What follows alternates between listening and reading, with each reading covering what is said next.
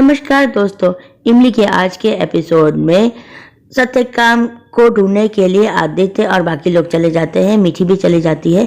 इमली आती है। प्रकाश उसे बताता है कि दद्दा जंगल में किसी शहरी को घसीट के ले गए हैं। सब लोग उनके पीछे गए हैं।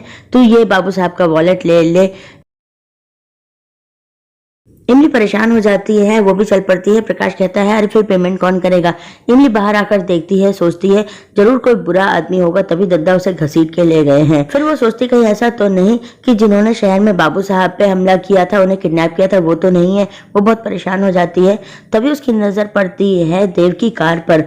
वो नंबर देख के पहचान जाती है और सोचती है ये तो भूरा डाकू की कार है। वो यहाँ क्या कर रहे हैं। इधर जंगल में सत्यकाम देव को बुरी तरह मारते रहते हैं। देव कहते हैं तुम मुझे गलत समझ रहे हो। मैं यहाँ पर किसी का नुकसान पहुँचाने नहीं आया हूँ, किसी को परेशान करने नहीं आया हूँ।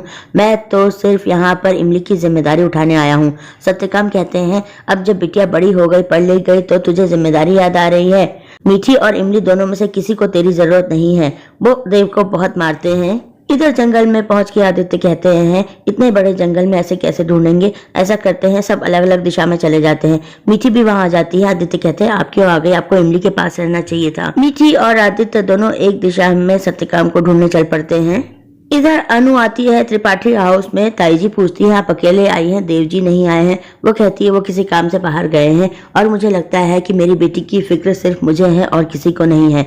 अपर्णा और पंकज कहते हैं आप ऐसा क्यों कह रही हैं। अनु व्यंग करती है अच्छा तो आपने अपने बेटे को फोन कर दिया, बात हो गई उससे, क्या कहा उसने। पंकज जी कहते हैं मालिनी और आदित्य के बीच में परेशानियां चल रही हैं, लेकिन उन दोनों के बीच में कहने का हमें कोई हक नहीं है। एक बार आदित्य यहाँ आ जाए वो खुद ही सब कुछ सुलझा लेगा।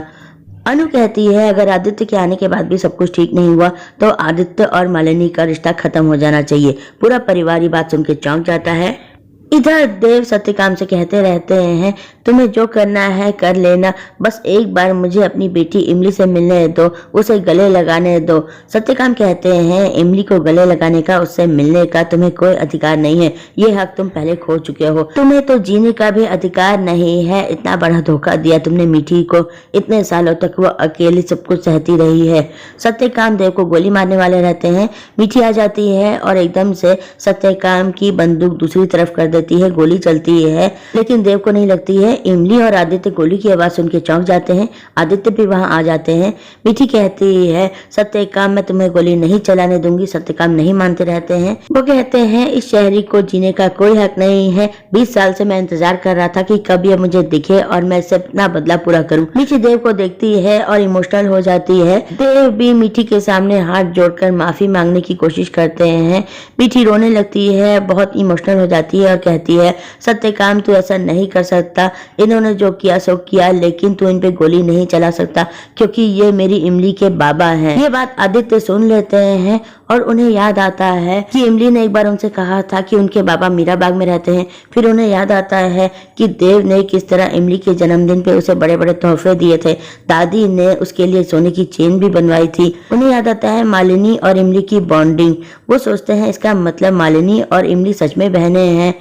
आदित्य मन में सोचते हैं आज तक मेरे लिए पगडंडिया और दिल्ली की लाइफ बिल्कुल अलग अलग थी, लेकिन अब मैं चाहूँ तो भी दोनों को अलग नहीं कर सकता हूँ। सब कुछ इतना ज्यादा उलझ चुका है, कॉम्प्लिकेटेड हो चुका है। इधर अनु जी की बात सुनकर त्रिपाठी परिवार चौंक चुका है। ताऊ जी कहते हैं ये कैसी बात कर रही हैं आप, रिश्ता खत्म करने की बात क्यों कर रही हैं। अनु कहती है तो और क्या करूं, मेरी बेटी 2 दिन से अपने आंसू छुपा रही है, मेरे सामने अपना दर्द नहीं कह पा रही है। आपके बेटे को तो मेरी बेटी की बिल्कुल भी फिक्र नहीं है। उसने उसे फोन तक नहीं किया। मेरी बेटी को यह तक नहीं पता कि आदित्य कहाँ है। अपर्णा आदित्य को डिफेंड करने की कोशिश करती है। कहती है आदित्य अपने काम में होता है तो वैसा ही करता है और मालिनी भी ये बात जानती है। अपर्णा ये भी कहती है कि अनु जी लड़ाई झगड़े से तो पति पत्नी का रिश्ता और मजबूत होता है, कुंदन की तरह निखरता है।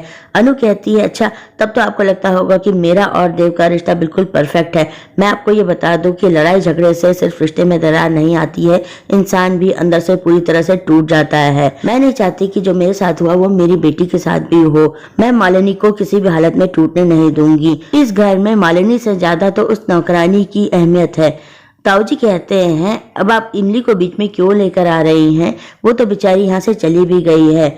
अनु कहती है आप माने या ना माने लेकिन वो लड़की आदित्य और मालिनी के बीच में आ चुकी है। अपर्णा अनु से कहती है, एक बार आदित्य को आ जाने दीजिए, उसके बाद आपको जो करना है वो कीजिएगा। अनु कहती है ठीक है, लेकिन अगर आदित्य के आने के बाद भी सब कुछ सॉर्ट आउट नहीं हुआ, मेरी मालिनी को खुशी नहीं मिली, तो मैं उसे इस घर में कभी वापस नहीं भेजूंगी। इधर इमली ढूंढ रही है जंगल में कि कहां से गोली की आवाज आई थी।